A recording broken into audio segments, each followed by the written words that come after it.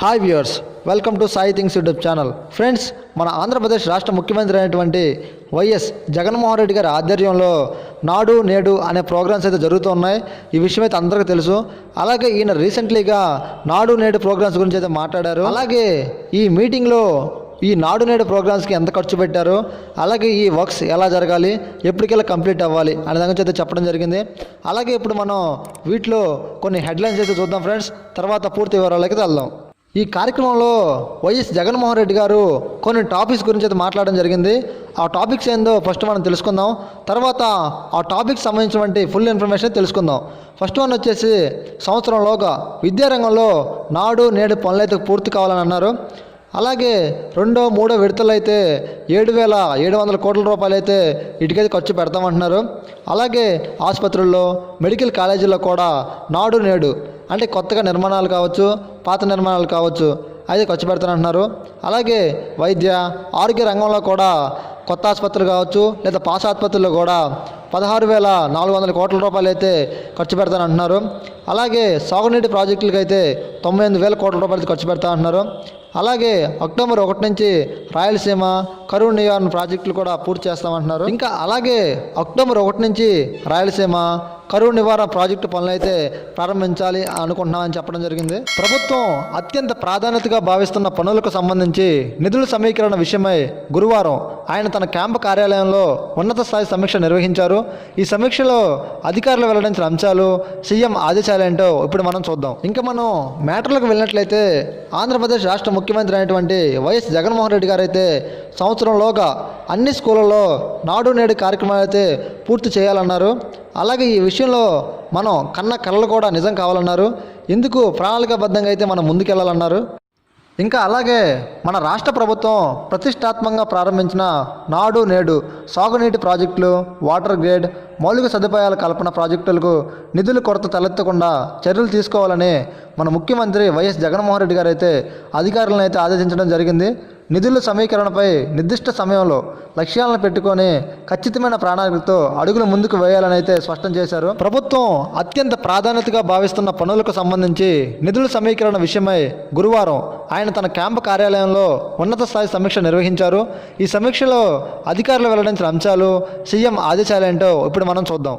ఈ కార్యక్రమంలో విద్యారంగంలో చేపట్టిన నాడు నేడు కార్యక్రమానికి సంబంధించి ఇప్పటి వరకు విడుదల చేసిన నిధులు, ఇకపై సమీకరించాల్సిన నిధులు గురించి సీఎం గారు అయితే ఆరా తీశారు. ఈ కార్యక్రమంలో మొదటి విడత నాడు నేడు కార్యక్రమంలో భాగంగా 15,000కు పైగా స్కూళ్లలో అభివృద్ధి పనులు అయితే చేపట్టామని, దాదాపు 3,600 కోట్లు అయితే ఖర్చు అవుతుందని అధికారులు వివరించారు. ఇప్పటి వరకు 920 కోట్లు అయితే విడుదలయ్యాయని వెల్లడించారు. అలాగే మిగిలిన నిధుల విడుదల కోసం వెంటనే చర్యలు తీసుకోవాలని సీఎం అధికారులను ఆదేశించారు. ఆగస్టు 15 కల్లా మొదటి విడత నాడు నేడు కార్యక్రమాలకు మిగిలిన నిధులు ఇచ్చేందుకు ప్రణాళిక వేసుకోవాలన్నారు.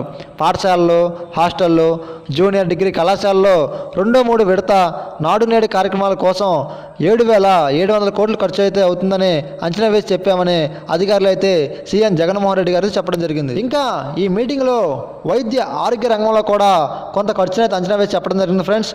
16 కొత్త మెడికల్ కాలేజీలు, ఒక సూపర్ స్పెషాలిటీ ఆసుపత్రి, అలాగే ఒక క్యాన్సర్ ఆసుపత్రి, ఒక మానసిక ఆసుపత్రి, దీనికోసం 6,657 కోట్లు అయితే వీటి కోసం ఖర్చు అవుతుందన్నారు.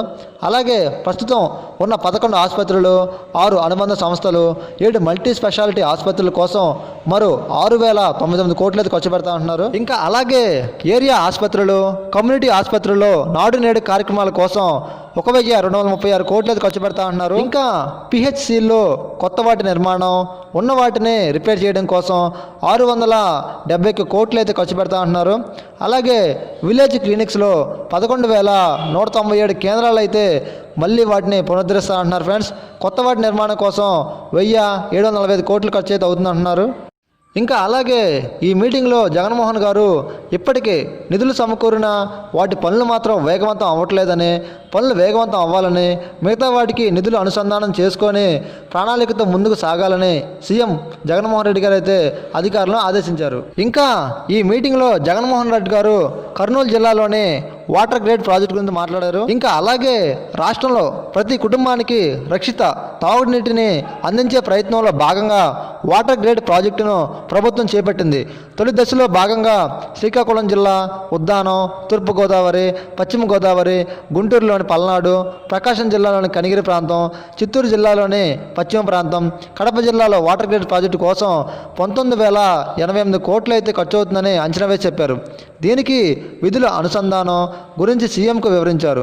నిధుల సమీకరణపై టైమప్ జరుగుతుందని పేర్కొన్నారు. ఇంకా వీటితో పాటు కర్నూలు జిల్లా పశ్చిమ ప్రాంతాల్లోనే 7 నియోజకవర్గాలతో పాటు డోన్ నియోజకవర్గంలో కూడా వాటర్ గ్రేడ్ ప్రాజెక్టు చేపట్టాలని సీఎం ఆదేశించారు. ప్రకాశం జిల్లాలోని మిగిలిన పశ్చిమ ప్రాంతంలో అనంతపురం జిల్లాలోనూ వాటర్ గ్రేడ్ పనులు చేపట్టాలనుకున్నారు. వీటికి డిపిఆర్లు సిద్ధం చేసి టెండర్లు పిలిచి పనులు చేపట్టాలని సీఎం జగన్మోహన్ రెడ్డి గారు అధికారులకు ఆదేశించారు. ఇంకా అలాగే సీమలో కరువు నివారణ కూడా కొన్ని టెండర్లు అయితే వేయబోతున్నారు. ఫ్రెండ్స్, మన రాష్ట్రంలో ప్రస్తుతం కొనసాగుతున్న చేపట్టబోయే ప్రాజెక్టుల కోసం దాదాపు 98,000 కోట్లు ఖర్చు అయితే అవుతుందని అంచనా వేసి చెప్పారు. వీటిలో 72,000 కోట్లు అయితే ప్రాజెక్టుల కోసం ఖర్చు అవుతుందన్నారు. రాయలసీమ ప్రాంతంలో కరువు నివారణ కోసం ఉద్దేశించిన పనులకు ఖర్చు చేసే నిధుల కోసం ఆర్థిక సంస్థలు బ్యాంకులతో సంప్రదింపులు జరుపుతున్నారంట. త్వరలోనే దీనికి సంబంధించి ఫైనాన్షియల్ క్లోజర్ పూర్తవుతుందని అధికారులు అయితే వెల్లడించారు. ఎట్టి పరిస్థితుల్లో అక్టోబర్ 1 నుంచి రాయలసీమ కరువు నివారణ పనులు ప్రారంభం కావాలని టెండర్లు వీలైనంత త్వరగా ఖరారు చేయాలని సీఎం జగన్ గారు ఆదేశించారు అధికారులకి. ఓకే ఫ్రెండ్స్, ఈ వీడియో అయితే ఇక్కడితో ఎండ్ అయిపోయింది. ఇలాంటి గవర్నమెంట్ అప్డేట్స్ కోసం మనకి యూట్యూబ్ ఛానల్ అయితే సబ్స్క్రైబ్ చేయండి ఫ్రెండ్స్. నాకు కూడా కొంచెం సపోర్టింగ్గా ఉంటుంది. ఇలాంటి ఎన్నో గవర్నమెంట్ అప్డేట్స్ అయితే చేయడానికి నాకు కూడా కొంచెం బూస్టింగ్గా ఉంటుంది ఫ్రెండ్స్. సబ్స్క్రైబ్ చేయండి. Thanks for watching. జై హింద్.